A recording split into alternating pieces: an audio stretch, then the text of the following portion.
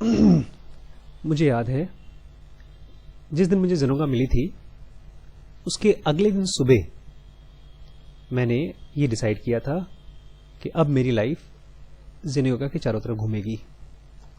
कब तक? आपको याद है कब तक ना? कब तक चलेगी? 10,000 ईयर्स तक। मेरे मन में एग्जाम ये नंबर आया था 10,000 ईयर्स तक। अब मैंने एक अंकल की जॉब छोड़ दी थी, उन्होंने मुझे बड़े मन से जॉब पे रखा था। मैंने कहा अंकल मैं ये नौकरी छोड़ रहा हूँ बिकॉज मुझे अब ज़ेनोगा करना है, ज़ेन योगा करना है। उन्होंने कहा मतलब? मैंने कहा इसको मुझे पढ़ना है, इसको प्रैक्टिस करना है और इसके लिए मैं जॉब छोड़ रहा हूँ। तो कब तक करोगे? नहीं, वो पूछते हैं ठीक है मौज मस्ती करेगा फिर कुछ दिन बाद वापस आएगा। मैंने कहा अगले 10,000 साल तक। तो बोलते 10,000 साल? 10 साल तक आदमी का जिंदा रहने का भरोसा नहीं होता, तुम 10,000 साल की बात कर रहे हो। लेकिन मैं 10,000 साल की जो बात कर रहा था ना उसके पीछे एक लॉजिक था। मुझे एक चीज क्लियर हो गया था। याद है कल मैं बोल रहा था कि कोई ऐसी चीज है जो इस बॉडी में से उस बॉडी में जाती है। तो मुझे ये क्लियर होना शुरू हो गया था कि बॉस मैं ये फिजिकल बॉडी तो नहीं हूं। और ये भी क्लियर होना शुरू हो गया कि कुछ प्रैक्टिसेस हैं जिसकी वजह से आप अपने आप को फिर से उसी प्रैक्टिस में फिर से पैदा कर सकते हो। जैसे कृष्ण को पूछा था अर्जुन ने कि मान लीजिए कोई योग की प्रैक्टिस कर रहा है और योग की प्रैक्टिस करते करते मर गया, तो उसका जन्म का क्या होगा? वो तो खो गया। उन्होंने कहा नहीं, ऐसे कंडीशन में जो भी आधा योगी है, मतलब पूरी तरह से योगी नहीं बन पाया, उसके सारे सपने पूरे नहीं हुए, पूरी तरह से एनलाइटन नहीं हो गया, तो उसकी बॉडी की रिजल्टेंट इंटेंसिटी, उसकी माइंड की रिजल्टेंट इंटेंसिटी उसको ऐसी ही फैमिली में पैदा कर देती है जहां पर उसको अपने काम पूरे करने को मिले। फिर मुझे क्लियर हो गया अगर मैं इस तरह की प्रैक्टिसेस करता हूं और करते करते मर भी जाता हूं तो भी कोई दिक्कत की बात नहीं है, क्योंकि मैं ऐसी किसी फैमिली में पैदा होऊंगा जहां पर मैं अपने योग की प्रैक्टिसेस कर सकता हूं। तो जॉब छोड़ने की क्या जरूरत थी? बिकॉज वहां पर मुझे जॉब के चारों तरफ घूमना पड़ता। और मैंने क्या डिसाइड किया था? मैं किसके चारों तरफ घूमना चाहता हूं? ज़ेन योगा के। कहीं ना कहीं मैंने भी बेजोस जैसे डिसाइड किया था कि मैं मरते समय ये फ्रस्ट्रेट नहीं होना चाहता कि मैंने ज़ेन योगा करना था लेकिन नहीं कर पाया। क्यों? क्योंकि मैं नौकरी कर रहा था। एक अंकल यहां पर पीडब्ल्यूडी में इंजीनियर थे, ऑलमोस्ट होंगे अभी 55-60 साल के होंगे, बहुत अमीर आदमी है, मतलब काफी 20-25 करोड़ की प्रॉपर्टी है उनके पास। जब बीमार होते हैं तो हमारे फ्रेंड है डॉक्टर, उनके पास आते हैं तो दुखी रहते हैं हमेशा, बोलते हैं मेरी इतनी प्रॉपर्टी हो गई है, मैं करूं क्या? ये 20 साल पहले सोचना चाहिए था ना, 30 साल पहले, जब खाली पैसे इकट्ठे कर रहे थे। आप क्या करेंगे? क्या करने से आपको खुशी मिलती है? और खुशी दो तरह की होती है, एक तो जो तुरंत मिलती है जैसे फिल्में देखने से, या एक डांस करने से, या एक स्वादिष्ट खाना खाने से, एक वो खुशी मिलती है, आपको मजा आता है।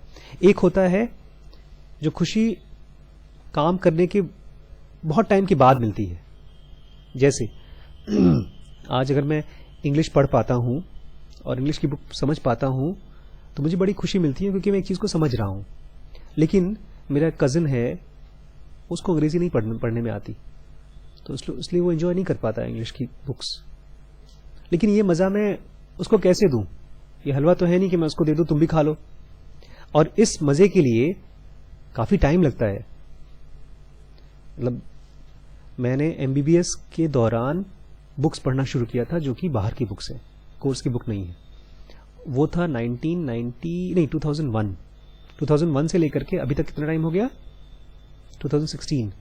तो ऑलमोस्ट कितने साल हो गए? 15 साल। 15 साल लगे हैं मुझे अपने टेस्ट को डेवलप करने के लिए बुक पढ़ने की, और प्लस कितनी ढेर सारी वर्ड्स की वोकैबुलरी इकट्ठा करने के। जैसे मैंने आज आपको ढेर सारी वोकैबुलरीज दी। इलॉन मस्क एक वोकैबुलरी है, एक शब्द है। अगर आप इलॉन मस्क को नहीं जानते आपको मजा नहीं आएगा। जेफ बेजोस, इलॉन मस्क और मार्क जकरबर्ग, ये 3 नाम मैंने आपको बताए आज। और पता है तीनों नाम कैसे गिने जाते हैं? पागल की तरह, सनकी की तरह। हाँ, जिस तरह से लिखा है इलॉन मस्क के बारे में, सॉरी इसके बेजोस के बारे में, कहता है वही आदमी पागल है इतना जो कर सकता है। वो सनकी है एकदम, जैसे कोई कैसे कोई आपके कॉलेज में सन की होते हैं ना, कुछ लड़के होते हैं मार धार लड़ाई झगड़ा, ऐसा सन की है बट प्रोफेशनल। अगर उसको मार्केट में अपने बिजनेस को ग्रो करना है तो ग्रो करना है। आपने एक कंपनी का नाम सुना होगा, फ्लिपकार्ट, सुना है? कुछ खरीदा है वहां से? फ्लिपकार्ट के ओनर का नाम सुना है? बंसल, बिनी बंसल एंड संजय बंसल। तो ये लोग भी गए थे उन्हीं इन्वेस्टर के पास जिनके पास बेजोस गए थे बहुत टाइम पहले पैसे मांगने के लिए। बेजोस को पैसा मिला, इनको नहीं मिला, क्योंकि 8-10 क्वेश्चंस हैं जो ई कॉमर्स मतलब ऑनलाइन कंपनीज के जो बिजनेस कर रहे हैं उनके लिए। वो मैंने आज वर्ड्स पढ़े, मेरे सब हवा से ऊपर से उड़ गए। हाँ सही में आपको पढ़ के सुनाऊं तो आपको लगेगा सर ये क्या है, बट मुझे खुशी भी हुई कि 15 साल में कम से कम मुझे ऐसा तो हुआ कि मुझे वर्ड्स पढ़ने को मिल रहे हैं। फ्लिपकार्ट डिक्लाइंड, थोड़ी बाद में पढ़ता हूं, मुश्किल वर्ड्स हैं, आप लोग बोर हो जाएंगे। पढ़ूं कि नहीं, कुछ और पढ़ूं?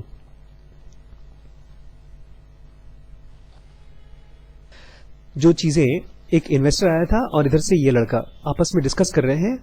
किशोर बियानी ने कश्यप देवराहा को बोला है कि जब वो इन्वेस्टर्स आए बाहर से, इन्वेस्टर्स कौन है? रिचर्ड, कहां से रिचर्ड, कौन सी कंपनी से है? DST global, Richard. तो बोलता है Richard and I interacted through translator. Richard शायद चाइना से थे और मैं इंडिया से, और मैं किसकी तरफ से बोल रहा था? फ्यूचर ग्रुप की तरफ से, किशोर बियानी की तरफ से, बिकॉज किशोर बियानी को इंग्लिश आती है, थोड़ी कम आती है, ज्यादा आती है, बट ये जो लड़का है किशोर बियानी, सॉरी ये कौन, कश्यप, ये आईआईटी का है, तो उसने कहा हमारी तरफ से ये लीड करेगा, ये बातचीत करेगा, और वहां से रिचर्ड बात करेंगे ट्रांसलेटर के थ्रू। तो हमने बातचीत करना शुरू किया। उसने मजाक में कहा बट समथिंग टोल्ड मी कि वो चाइना से था। हाँ, रिचर्ड ने, I asked Richard about e commerce order volume. क्या पूछा? ई कॉमर्स का ऑर्डर वॉल्यूम। ये एक खास टर्म है, जैसे कि आप ये पूछे भैया कितने रुपए किलो, आप जानते हैं ना कितने रुपए किलो क्या होता है? किलो एक वो है ना, एक तरीका है पूछने का सामान का। या कपड़े के लिए पूछते हैं आप कितने रुपए मीटर, ऐसे ही मैंने उसको पूछा e commerce order volume, average order size, logistic cost per order. Logistic cost per order जानते हैं क्या होता है? एक सामान को कहीं से उठाकर कहीं तक पहुंचाने का एक ऑर्डर पे कितना खर्च होता है, ये लॉजिस्टिक। ये सब चीजें क्यों इंपॉर्टेंट है? बिकॉज अगर आप अपना बिजनेस कर रहे हैं और ये सब आपको पता नहीं, ये सब चीज में पैसा लगता है। तो ये आईआईटी का हीरो और ई कॉमर्स में काम करता था, ये बोलना पूछना शुरू किया उससे। एक्टिव कस्टमर बेस मतलब कितने लोग ऑनलाइन आते हैं, क्लिक करते हैं और कुछ खरीदते हैं। ऐसा नहीं कि आके देखा फिर छोड़ के चले गए, वो कितना है आपका। रिपीट यूसेज, जैसे मैं अमेजॉन का एक रिपीट यूसेज कस्टमर हूं, एक बार लिया, दोबारा लिया, तिबारा लिया। आप लोग शायद अभी नहीं है, बिकॉज आप उस ग्रुप में आते ही नहीं है, आपके पास अभी अपनी इनकम नहीं है। साइज ऑफ टेक्नोलॉजी टीम मतलब एक वेबसाइट को चलाने के लिए टीम होती है। अगर मैं ऑर्डर कर रहा हूं, मेरा ऑर्डर नहीं आया टाइम पर या गलत ऑर्डर आ गया, तो मैं फोन करता हूं उनको, तो कॉल सेंटर की टीम अलग होती है, टेक्नोलॉजी टीम अलग होती है, तो और वो उसमें भी खर्चा लगता है। एक टेक्नोलॉजी टीम को रखने के लिए आपको मालूम पड़ा 10 लाख रुपए महीने का, साल का खर्चा है, तो वो कितना बड़ा है आपका size. Size of operation team, operation अलग है, टेक्नोलॉजी अलग है, उनका साइज कितना है। साइज ऑफ लॉजिस्टिक टीम उनका, एटसेट्रा। खूब पूछ रहा था। बोलता है जितनी बार मैंने ये सब क्वेश्चन पूछा, किशोर बियानी मुझे देख देखकर गदगद हो रहा था कि हे मेरा हीरो इतने अच्छे सवाल पूछ रहा है। बोलता है उसके बाद सेकेंड उन्होंने हमको डिक्लाइन कर दिया। क्यों?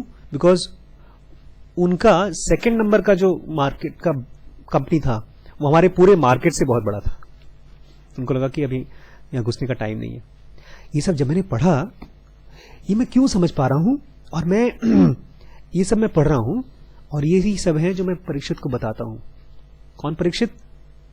जो लंदन में बैठ के एक फेसबुक जैसी कंपनी बना रहा है।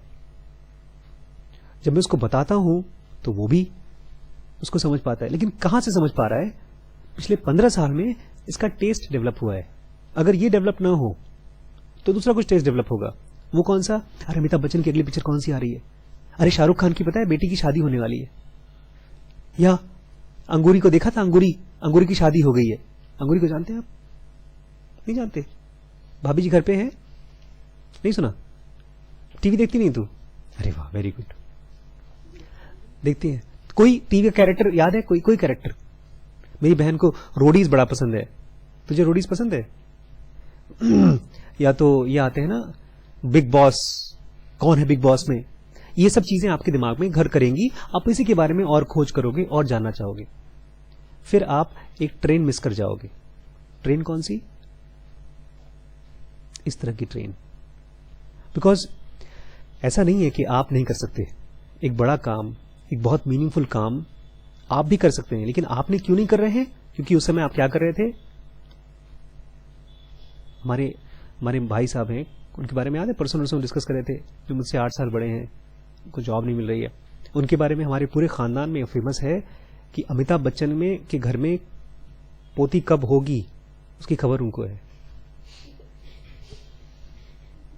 भाई, क्योंकि वो लेटेस्ट न्यूज अपडेट रखते हैं दिमाग में, वो रखते हैं, खोज करके मालूम करते हैं अमिताभ बच्चन ने ये किया, अमिताभ बच्चन ने वो किया। और एक बीकॉम बंदा, बियानी बीकॉम है, वो एक बड़ी कंपनी कैसे बना पा रहा है? बिकॉज वो उसका टेस्ट डेवलप किया उसने बहुत सालों में। ऐसा नहीं कि घर में पैसा मिला, पैसा लगा दिया, बहुत अमीर बन गए, नहीं, ऐसा नहीं है। हर चीज को, छोटी छोटी चीजों को पढ़ने की कोशिश की, उसमें फंसा, फिर खोजा, फिर उसको खोजा, और करते करते उसको डेवलप होना शुरू हो गया। जैसे मैं आज आपसे इतना एक्साइटेडली क्यों बात कर रहा हूं किशोर बियानी के बारे में या जेफ बेजोस के बारे में, आपको लगता नहीं होगा पागल है सर, ऐसी बातों के लिए खुश हो रहे हैं जिसके लिए हम लोग खुशी नहीं हो रहे। जेफ बेजोस के बारे में जब उसने बताया कि बेजोस ने $2 बिलियन का चेक बड़े नाटक के साथ यहां दिया था इंडिया में, जब Amazon.in इंडिया में बना था तो इतना नाटक के साथ किसी ने नहीं दिया है, बट उसने किया। तो मुझे ऐसा लगा जैसे कोई फिल्मी हीरो के बारे में मैं डिस्कस कर रहा हूं, पढ़ रहा हूं। और वो डिफरेंस क्या है? वो फिल्म रियल फिल्म है, वो फिल्म की मैं पार्ट हूं, बुक्स में से खरीदता हूं, but at the same time मैंने डेवलप भी तो किया है। बेजोस के बारे में हम लोग कब से डिस्कस कर रहे हैं? ऑलमोस्ट 6 महीने से ऊपर हो गया। उनकी पूरी ऑटोबायोग्राफी हमने एक बार पढ़ी है यहाँ पर, द एवरीथिंग स्टोर करके, दो बुक मेरे पास पढ़ी है, सेम बुक की 2 कॉपी पढ़ी है, एक आप भी ले गए हैं शायद। और जब आप घुसने लगते हैं चीजों में, तब आप वो चीज बन जाते हैं। अब अगर कोई मुझसे पूछे कौन है आप सर, मैं तो ज़ेन योगी हूं। अब हम, क्योंकि मैं अक्सर क्या करता हूं, मैं तो ज़ेनुआ की बातें करता हूं और कोई बात ही नहीं मेरे पास करने को। और आप कौन से योगी हैं? फेसबुक योगी हैं। You have to identify yourself with something, और वो आइडेंटिफिकेशन ही आपका पर्पस बन जाता है, गोल लाइफ का। वैसे हमारा टॉपिक जो था आज का ज़ेनुका का था breathing and its relationship to consciousness. तो मैंने क्यों बोला अंकल को कि मैं जॉब छोड़ रहा हूं और ज़ेनुका करूंगा मैं? इसकी वजह से, क्योंकि मुझे मालूम पड़ा अगर मैं ऐसे सांस लेता हूं तो मैं कुछ और बनूंगा, और अगर मैं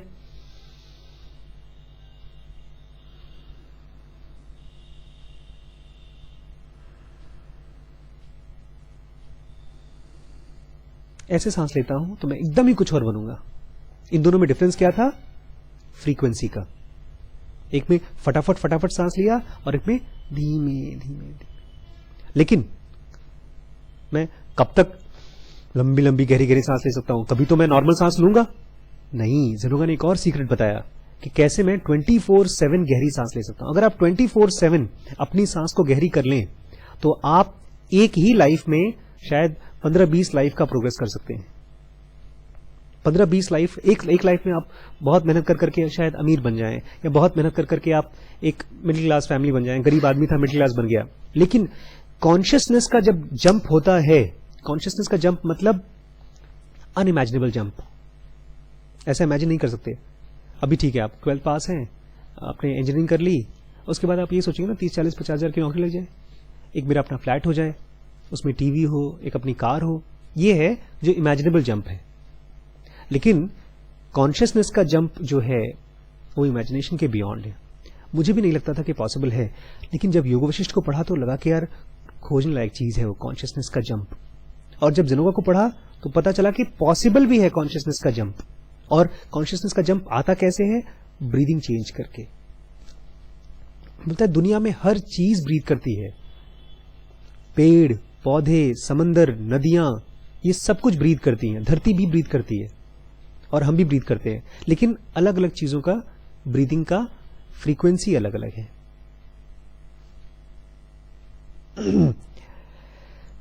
और ब्रीदिंग के साथ हमारी बॉडी में कुछ खास चीज आती है।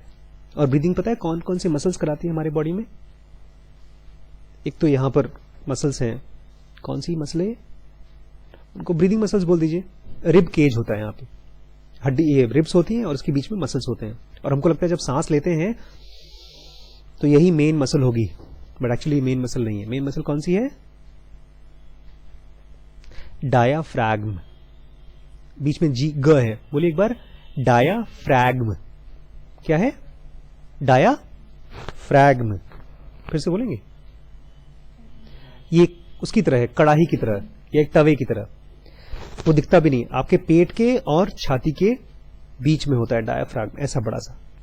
और वो बेलो की तरह होता है। बेलो जानते हैं क्या होता है? वैक्यूम का इंस्ट्रूमेंट होता था जो लोहार रखते थे, उसको आप खोलकर दबाएंगे तो खूब जोर से हवा जाती है। तो जब ये नीचे की तरफ आता है डायाफ्रैग्म, तो आपकी सांस अंदर जाती है। जब ये ऊपर जाता है तो सांस बाहर निकलती है। ये है मेन मसल आपकी जो सांस लेवाती है। बहुत बार डायाफ्रैग्म में अगर बीच में फटा हो तो हर्निया हो जाता है, डायाफ्रैग्मेटिक हर्निया। उस कंडीशन में आपका जो इंटेस्टाइन है, स्टमक है, वो ऊपर आ जाता है। तो एक्सरे करते हैं तो हम लोग देखते हैं हाय राम, पेट तो छाती में आ रहा है, तो उसको ऑपरेट करके ठीक करना पड़ता है। But diaphragm is the main muscle for breathing. तो अगर आपको अपनी ब्रीदिंग को गहरी करनी है 24/7, और गहरा क्यों करेंगे हम? ऐसे ही ब्रीदिंग क्यों गहरी करेंगे हम? शौक है। आज सर ब्रीदिंग गहरी करते हैं, आज सर कुछ करने को तो है नहीं, आज अम्मा भी नहीं आए, खाना भी अच्छा नहीं मिला, चलो ब्रीदिंग गहरी करते हैं। क्यों करेंगे? क्योंकि ब्रीदिंग ही वो चीज है जिससे कॉन्शियसनेस का जंप होता है। अगर डेवलपमेंट फास्ट करना है, अपने हायर ब्रेन के सेक्शंस को खोलना है, ब्रीदिंग ही उसको कर सकती है। और नेचर हर ब्रीथ के साथ खाली ऑक्सीजन अंदर नहीं डालती है, कुछ और खास चीज डालती है। और वो हमारी बॉडी में किस रेट से घूमता है, उसी रेट से हमारा कॉन्शियसनेस या तो सुपीरियर होता है या तो इंफीरियर होता है। आपको गुस्सा इसलिए नहीं आता है क्योंकि आपकी मम्मी ने आपका फोन छीन लिया है। हमको गुस्सा इसलिए नहीं आता है क्योंकि हमको एक जॉब छीन ली गई है। हमको गुस्सा इसलिए नहीं आता है क्योंकि मेरे मन का कपड़ा नहीं है। हमको गुस्सा इसलिए नहीं आता है क्योंकि मेरी गर्लफ्रेंड की शादी किसी और से नहीं। हमको गुस्सा इसलिए आता है क्योंकि हमारी ब्रीदिंग की रेट गड़बड़ है। वो तो खाली बहाने हैं। वो एक इंपल्स कान में जाता है, इंपल्स ब्रेन में जाता है, फिर वहां से डिकोड होता है। डिकोड, अगर आपकी ब्रीदिंग बहुत गहरी है, आप देखोगे गुस्सा उस्सा नहीं आ पाएगा, आपको दुख नहीं हो पाएगा। आप दुखी होना चाहेंगे तब भी नहीं हो पाएंगे, बिकॉज वो मेन स्विच है जिसके जरिए आप अपने गुस्से को रोक सकते हैं। अभी जैसे यहां पर आप बैठे हैं, आपको लगता है यहां पर बीमारी नहीं है आसपास, ऐसा कोई जर्म नहीं है जो इस कमरे में नहीं हो।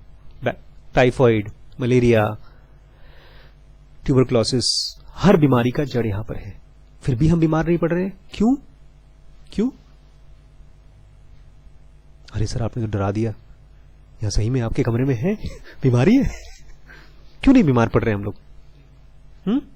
क्योंकि हमारे अंदर में एक सिस्टम काम कर रहा है, उसको बोलते हैं, क्या बोलते हैं? इम्यूनिटी। क्या नाम है इसका? Immunity.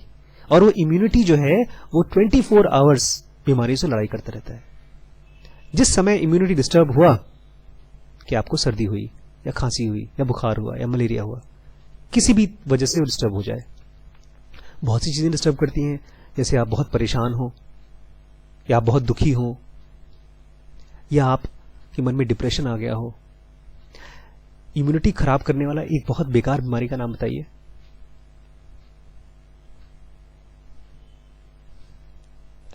HIV, human immuno deficiency virus. Immunity को खत्म करता है वो। आप पता है एड्स से नहीं मरते हैं, आप बाकी बीमारियों से मरते हैं क्योंकि आपकी बॉडी का इम्यूनिटी को वो खत्म कर देता है। आप सिंपल सा छाला पड़ गया आपके मुंह में या जरा से निमोनिया हो गई, वो ठीक ही नहीं हो पाती।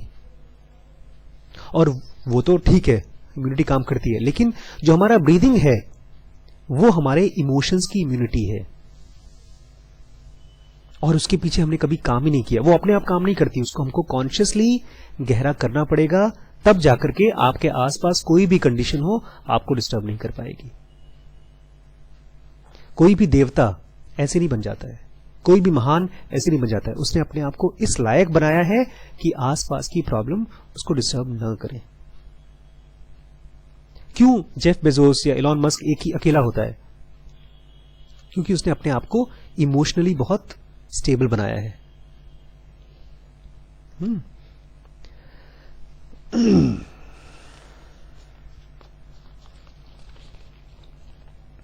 थक तो नहीं गए ना? थोड़ा पढ़े और 5 मिनट बच गया, आज टाइम खत्म।